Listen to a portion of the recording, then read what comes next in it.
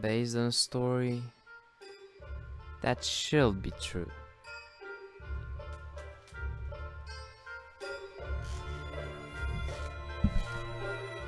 Indian, I know how you feel about me, but I mean, we spend a lot of time together. It's fun being with you, but like, you're a great friend, so it would be better not to lose that.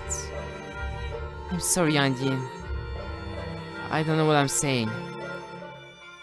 Why did you have to confess to me here and now?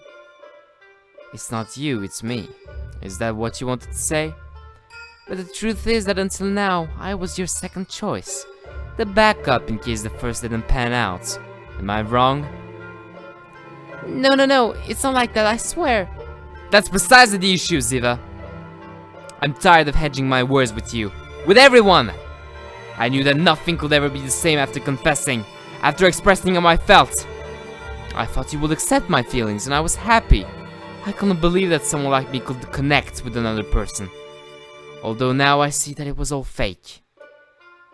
I've been thinking about it, and now it's clear to me one of us has been playing with the other's emotions without considering the consequences.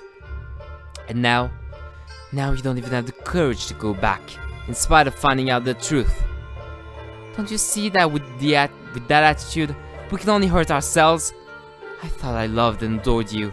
Now I'm not so sure. Maybe I was deceiving myself all those times we spent together. Or maybe it was just my lack of experience. The only thing I do know is that we can't keep going down this painful road. And even so, a part of me doesn't want to let you go. Even if that means we're only friends. Even knowing the suffering that awaits me. Ciaran, what are you thinking? How could you say something like that? Whispers spread throughout the classroom. As expected, we become the center of attention, as students from all of the nearby classrooms crowd around to eavesdrop. The pressure put on me by the current situation makes my legs begin to shake. Still, somehow, I manage to look calm and composed. Come on, Ziva, CR. Let's take a minute to calm down, okay? Don't you think it'd be better to talk about this later? The next class is gonna start any moment, and I don't think you're one to talk, Oz. Everything is your fault, after all. Huh? What did I do now? So you already knew? Nobody told me, if that's what you're worried about. I figured it out on my own. I just had to put 2 and 2 together. I don't think I understand what's going on. Would someone care to explain? Yeah, Ziva. Do it. Explain it to him. I wouldn't be able to forgive myself if I ruined the lives of my 2 best friends because I was selfish. I've already been rejected.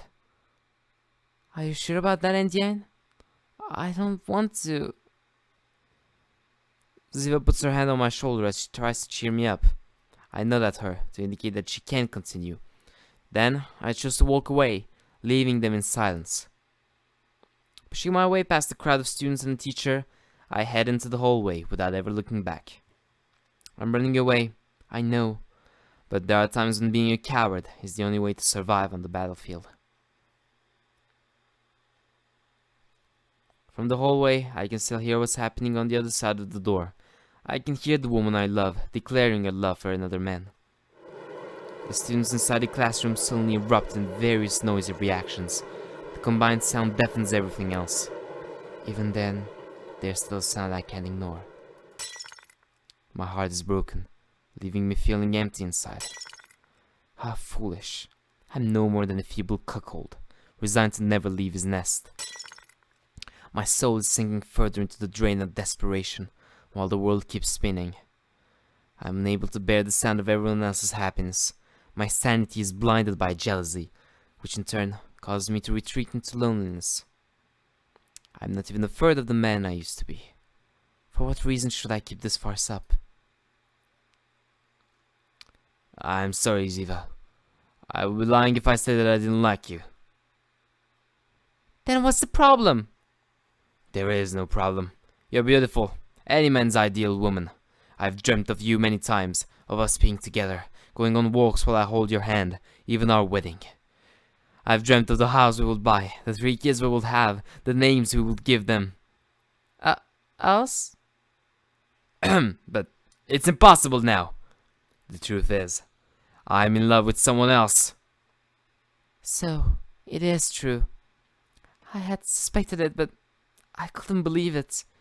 She is here, right? That's right. I'm talking about the new substitute teacher.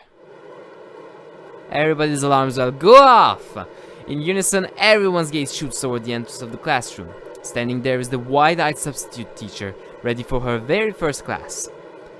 The tension causes her to drop her books. A soft, stuttering noise is all that her brain can process right now. Regardless, she didn't need to say anything, not before she got cut off by sudden, hysterical applause. Great.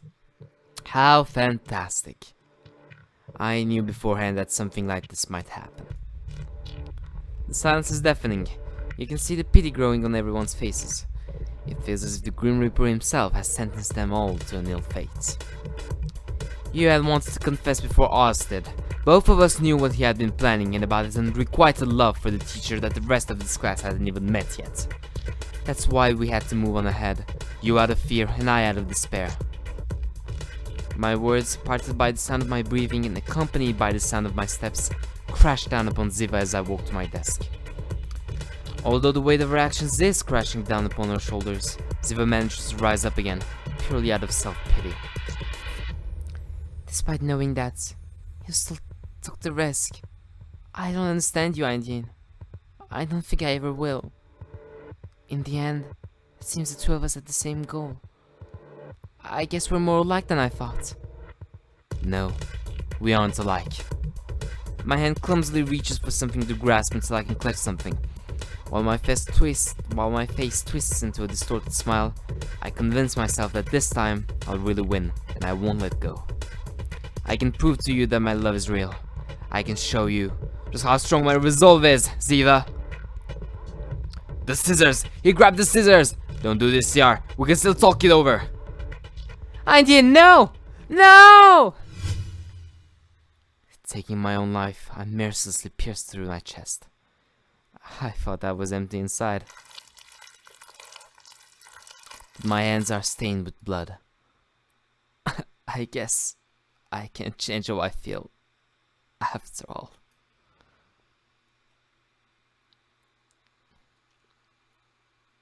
Goodbye, Ziva.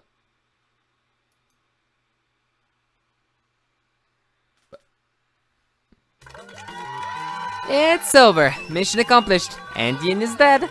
Thank you all. I hope you had as much fun as I did. The spectators begin to clap. Due to Ziva's popularity, she receives the most attention. You can only hear them cheer her name. Seeing her play that kind of role is something new and bold, something the audience excitedly welcomes. A job well done. There's no better way to start the day, right, compañero? Oz helps me get up, then I shake off the ketchup on my clothes.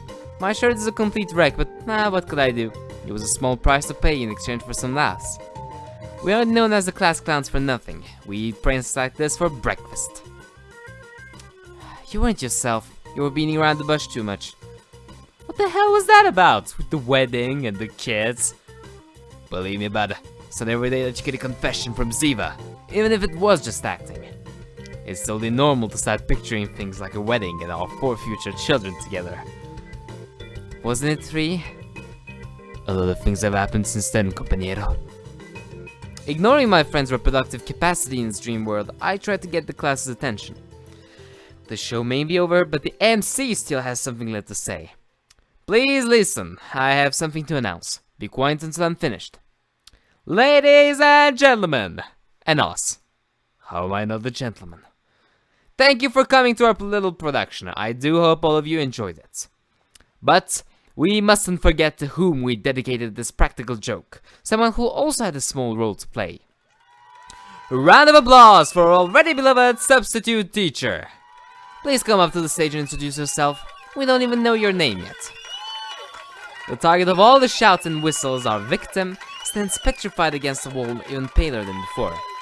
At first she appears frightened, then she frowns, until finally she scowls and begins puffing air out of her nose like an enraged bull. What other reaction could we expect from our little prank? Right, the three of us end up in the principal's office.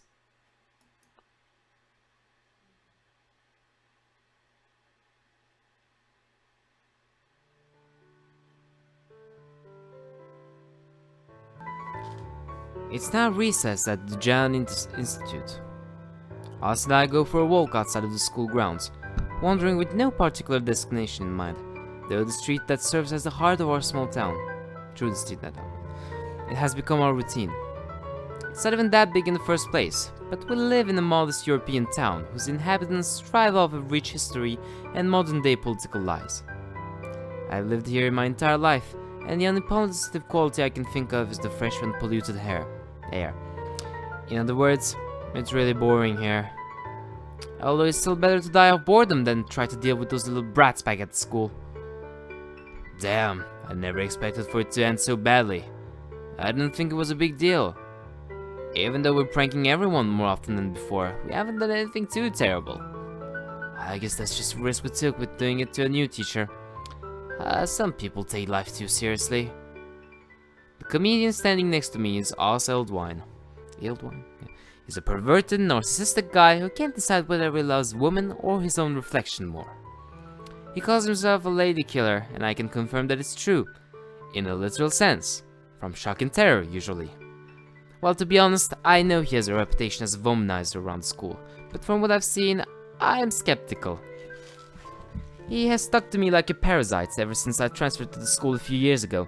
Since then, just like with our little play, we've wasted our time pulling pranks and being dumbasses together.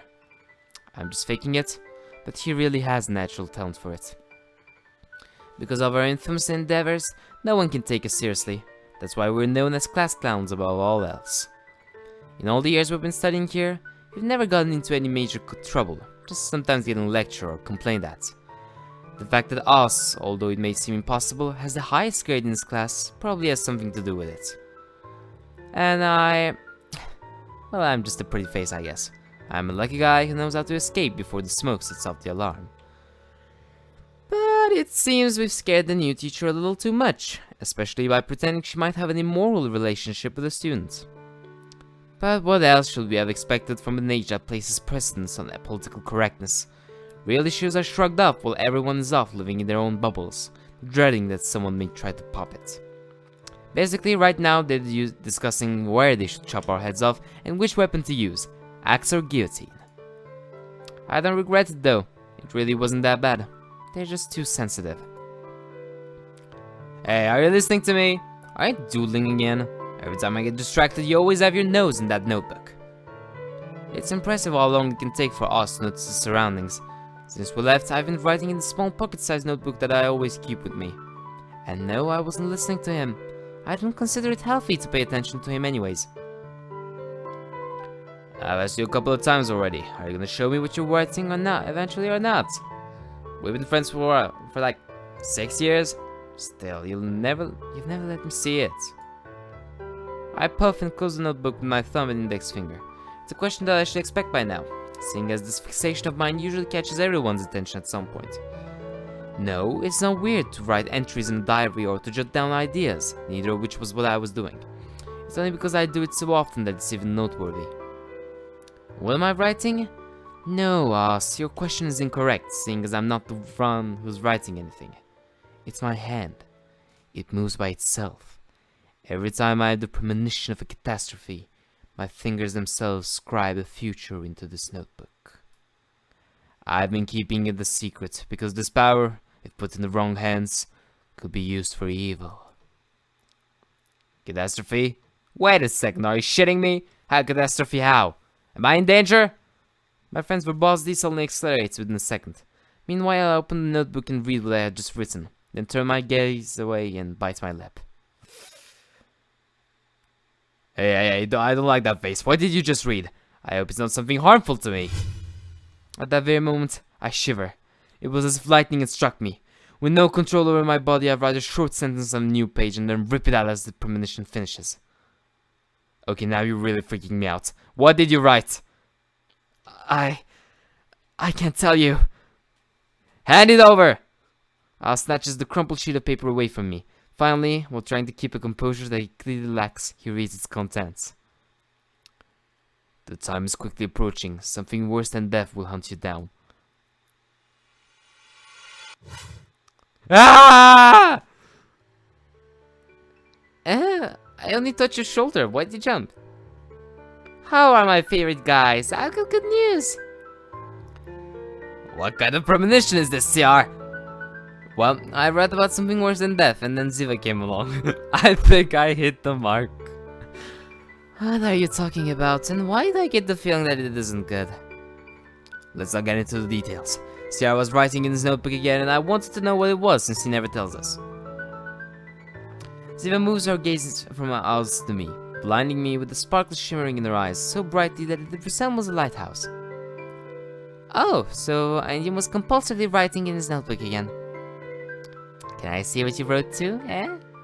Can I? She tries to steal my pocket-sized notebook by jumping on me, but since I'm used to her trying this kind of thing, I managed to evade her in time and hide it away in my back pocket. Hands off, Sigmund Freud.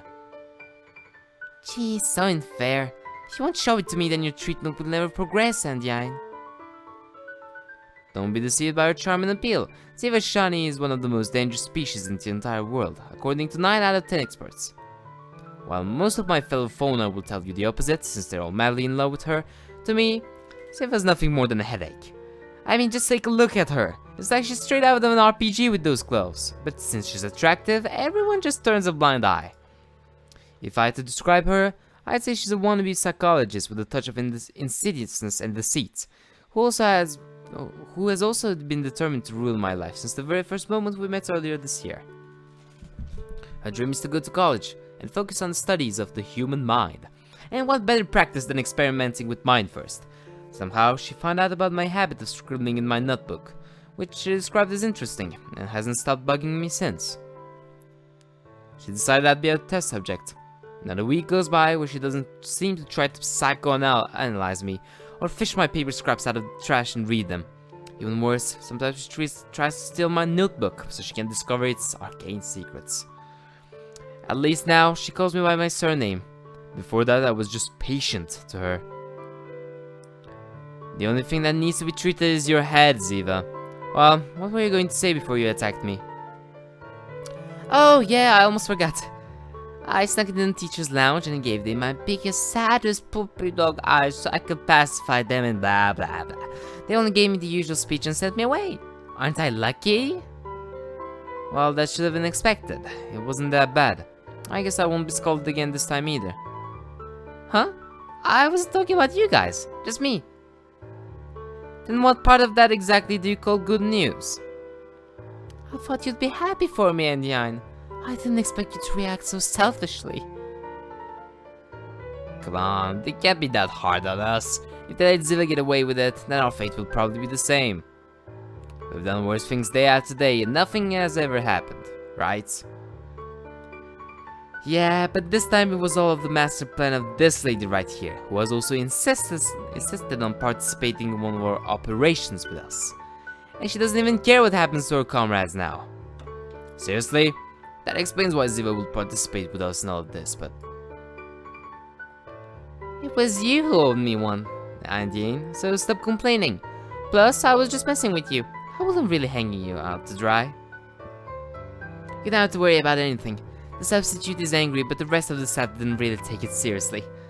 The only thing you got to do now is apologize to her and shed some crocodile tears to show how very sorry you are, and you're finished. So how easy it is. I can't believe you don't trust me, Andiane. You have such little faith in me. Little to none. Anyways, that was the bare minimum you could have done since you were involved. So stop grumbling. I did help you though, so I want a favor in return. Can you come with me to... Request denied. No favors. Jeez. Come on, what's with the long faces? Remember how in less than a month finals begin? Less fighting and more having a good time so we can leave this place with a good impression, okay? By the way, Ziva, what kind of favor did he owe you, if you don't mind me asking? I think this is the first time I've heard of CR owing anyone a favor without a bet somehow being involved. Hell, not too long ago he wouldn't do anything unless there was a bet involved. It was nothing. I just asked my uncle if he knew about a certain package since he works at the post office. Speaking of which, you never did tell me what was that all about. You told me you'd explain it another time. I fold my arms in and raise an eyebrow, resigning myself to answer despite my clear lack of interest. It's kind of a bad anecdote, but I guess we have the time anyway. Both Oz and Ziva look at me expectantly. Their interest can't be more apparent. I initially resist, but end up yielding to the pressure. Alright, I'll tell you everything, but I'm warning you. It's just a depressing love story. A love story? You don't have to tell the entire world, you know. I was aware that my young and pure Ciaran had already become a man. It must have been due to my benevolent influence. Tell me, what kind of person is willing to put up with your eccentricity, compañero mío? Hey, I always have to put up with you and I don't complain. Quit joking around. But you complain every single day. Could you please stop beating around the bush? Okay. Straight to the point, I get it. I clear my throat before starting. Let's see. It all started this one night. I was inside my warm and comfortable room. But your room is a pigsty, I've seen it. Warm and comfortable, as I said. I was surfing the tortuous streams of the internet when my eyes fell upon a small ad, hidden under millions of shitty posts on the shitty forum. That's when I saw her, the most beautiful of all muses, the most lovely of all creatures in this calamitous world we're forced to live in. A super limited edition figurine carved by God himself. Don't tell me you fell in love with the figurine. You're dead to me, CR. You hear me? Dead. It was limited edition, okay? Ah, that changes everything. What is wrong with you? Are you going to let me finish or what? Not even memories are respected nowadays. You humans disgust me. For heaven's sake, can you please just finish? As I was saying, tribulation soon came to pass. Its price, much like its charm, sorry, went beyond the realm of reason. However, I didn't let that stop me, for my love of those 4 inches of hard solid-shaped plastic outweighed the death nails of my walls. Although I had now condemned my soul to future insecurities, my heart was aflutter with grace that I hit purchase. Now I see where all of this is going. Huh? Seriously? Well, he never got his delivery. That's why he asked me if I could ask my uncle to check it out. But that doesn't make sense. Couldn't you just ask the post office yourself? Here's the problem. I didn't order it under my name. I bought it with my dad's credit card. Without him knowing about it. Kind of. So I can't even pick it up. That's the drama I've imposed upon myself right now. You can leave your snot rags and tear tissues in the garbage to your left. Thank you very much.